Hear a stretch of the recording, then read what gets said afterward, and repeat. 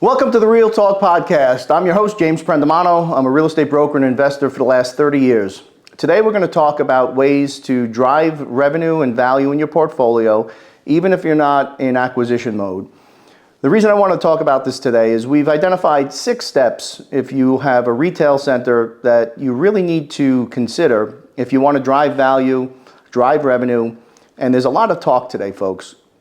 Half the people are saying we're headed into a deeper recession. There's a lot of oversaturation that still needs to be repositioned and absorbed. There's another 1 or 2 years of this before things stabilize. The banks are in a lot of trouble. There's 250 banks right now on kind of the red list. There's 800 banks that are in the margin. And the other half feels rates are about to come down. Congress passed 40-year mortgages last year. There's whispers of quantitative easing starting again.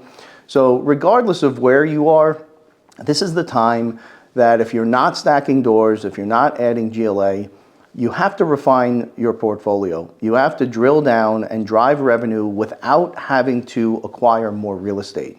There's this obsession to add doors, add GLA. That's not the only way. If you're in a pause moment, we don't take time off in this business, right? That means it's time for you to really drill down and pull that extra cream out of the assets that you have. So today the focus is going to be on retail. Let's jump right in. The Wall Street Journal had an article last week that talked about the correlation between e-commerce sales and brick and mortar and how the smart retailers now have found a way to operate in this omni-channel manner, which means their store experience feels like their ads, which feels like their social, which feels like their website. You have the same experience throughout the entire ether of that tenant. And what they found is if a store is not in a physical market, the online sales in that market are 37% lower than when there is a physical location. And worse off, if there is a physical location and they close it, their online sales in that market significantly drop. I mean, they plummet. So there's an incentive now, and the smart retailers have found a way that they're optimizing their square footage, they're not carrying the heavy inventory, they're sourcing and filling orders remotely, and they're using the whole Amazon and e-commerce infrastructure and their distribution networks, and they still have the ability to brand themselves physically in a community where people can come in, touch, feel, handle returns, and do what traditional shoppers have done. So we're going to talk about the 6 things. Knowing now that retailers have made this adaptation, we're super bullish on retail. We feel like retail isn't going to go anywhere. We're social by nature. Now you have to have the right retail asset. You have to be in the right place. You have to have the right zoning. You have to make sure it's flexible and adaptable. But if you have the right asset, you can really drive revenue here. So the first thing is you have to understand your audience. You can't think you understand your audience. You have to understand your audience. And you're able to do that today through technology. If you're not geofencing your centers, you must. So geofencing is a technology that allows you to essentially draw any shape that you want on a map, and it will catch any cell phones that are entering or exiting that zone, and it captures their data. It allows you to learn where they're coming from, how far of a distance they're traveling, if they're passing other stores that are similar, or sometimes we found they're actually passing the same exact store to get to your center, and there's a reason for that, right? It allows you to remarket to them, send display ads, target them on social media. It really allows you to understand who your customer is. We then also geofence key traffic corners, and we geofence each individual store. We want to know how many people are coming into each store, where the cross-shopping is occurring to see what the halo effects look like, and understand in that community with absolute certainty what is the consumer looking for. Once you have this information, there's a million things through the ad companies that you can do, but most important, you have a true understanding of who's coming from where, how long they're staying, where they live, what their income levels are, so you can build a better brand mix. Once you have that information, you need to look at your tenant roster. You want to find engaging tenants. You want to understand that the patterns are changing. You have to be aware of socially what's going on, economically what's going on. Is it value retail? Is it F&B? Is it experiential? And again, the geofence data will help support this, and you want to get your tenant roster correct. It's very, very, very important that you ladder your leases, which means you're having expiration dates that all don't term out at the same time. Terrible for financing if you make that mistake. And you want to make sure that you have supportive tenants for each individual category. Again, experiential, leisure, F&B, apparel, whatever it may be. Once you've identified the type of tenant, then you've got to do your homework. When you're looking for tenants, even when things are tight, you can't jump at the first tenant that sends you an LOI. Check out their social media, check out their website, check out their reviews, see what kind of an experience they're creating. There is study after study after study that talks about an in-store experience and whether a shopper will ever return to that venue, never mind that store, based on the experience that they're having in the store. So make sure that you understand the roster, you understand the community, and you're building a roster for that community with the best in-class tenants for each respective category. Next thing you should do is do your homework on your physical fallow spaces. And what I mean by that is when you really study a center, you're going to find that there are areas or places that are really not suited for leasable space, but that doesn't mean that it should get relegated to storage. One of the things we did in a shopping center is we added community bathrooms. And I know that community bathrooms can come with some headaches, but if you do your homework, you'll find that, and there's a Wharton study, it's like a 100-page study that we went through that talks about right down to the detail of what way does a door swing in a woman's bathroom. If it swings into the stall and a woman has a carriage, she can't close the door.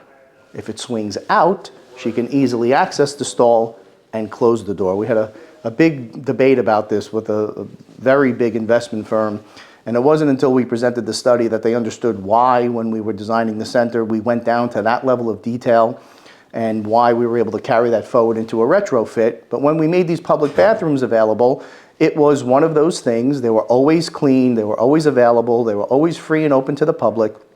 It started to pull in particular, female demographic, and we started to see an increase.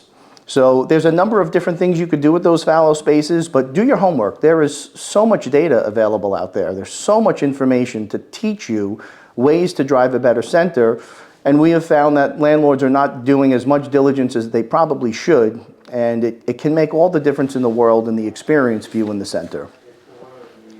Next thing we do is we identify fallow spaces that do have leasable potential. An example is in a shopping center, there was a 19,000 square foot basement. It had great high ceilings, elevator banks went down to the basement, and first thing we did, of course, was rebrand it. We never call it a basement, lower level. We come up with neat names for these things, and you put it right on the elevator bank.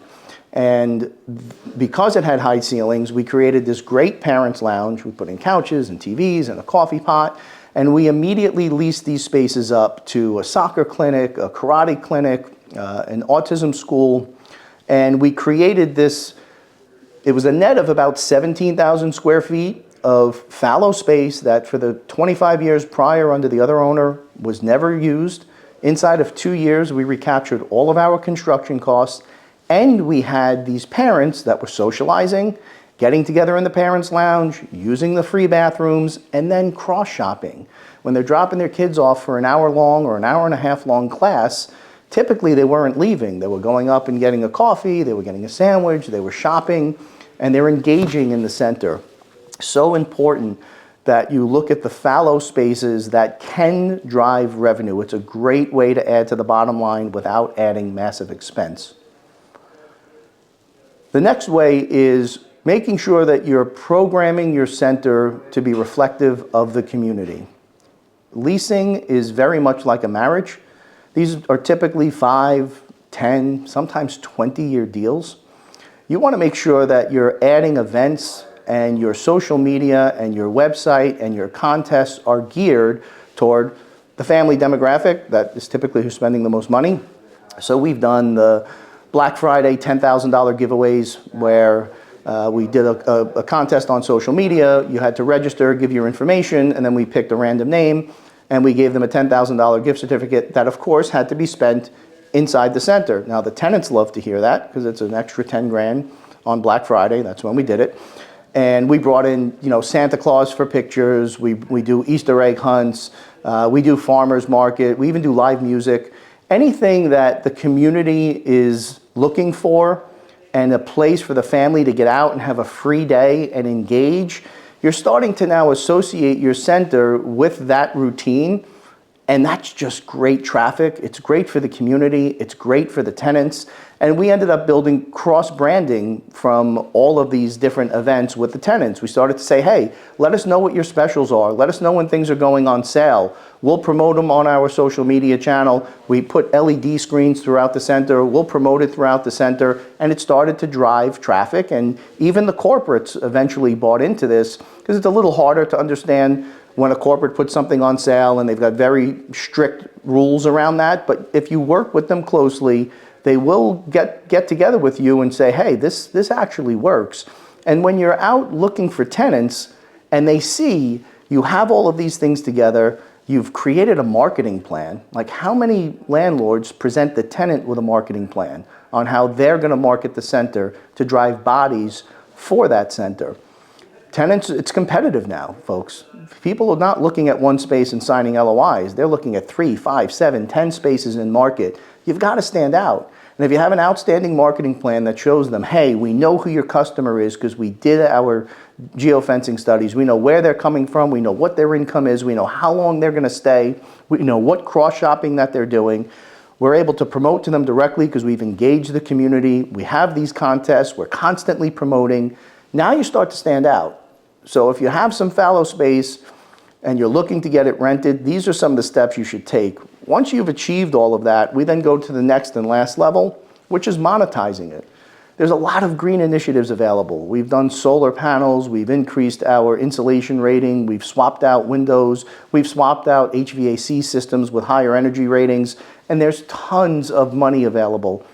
There are accountant and legal firms that specialize just in green initiatives and credits that you can use to drive revenue for your center. And then even beyond that, depending on what the portfolio looks like, of course, you should always be speaking to your tax experts. Should I be accelerating depreciation, following a standard schedule? All of these things can help offset the gains in other areas of your portfolio and really drive home a very profitable center. So again, if you're not stacking doors or GLA today, make sure you're not just sitting around waiting for the market to change.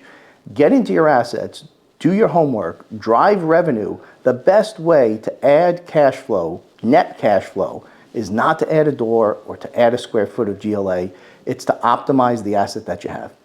Thanks, folks.